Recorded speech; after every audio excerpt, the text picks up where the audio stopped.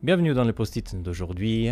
Bien qu'on est en train de s'écouter, on est des êtres visuels. Et tout ce qui est visuel nous impressionne, nous touche. Et si toi, tu te considères aussi quelqu'un de visuel, alors écoute juste à la fin parce qu'on va bien parler de ce sujet avec la Bible dans la main.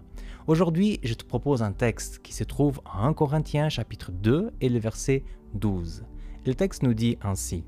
« Or nous, ce n'est pas l'esprit du monde qui nous avons reçu, mais l'esprit qui vient de Dieu, pour que nous sachions ce que Dieu nous a donné par grâce. » C'est intéressant parce que même dans la culture populaire, on a cette image dans les films de la personne qui va prendre la décision et que d'un côté, il a l'ange de Dieu et l'ange du diable. L'ange de Dieu lui dit des bonnes choses, prend des bonnes décisions.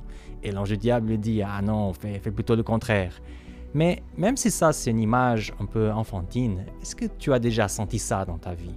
Tu vois quelque chose devant toi et tu as comme un esprit qui te pousse vers quelque chose de positif et un esprit qui te pousse vers quelque chose de négatif.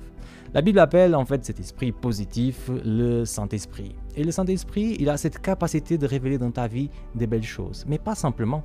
Parce que le Saint-Esprit permet aussi que dans ta vie, la partie invisible de notre monde puisse se révéler.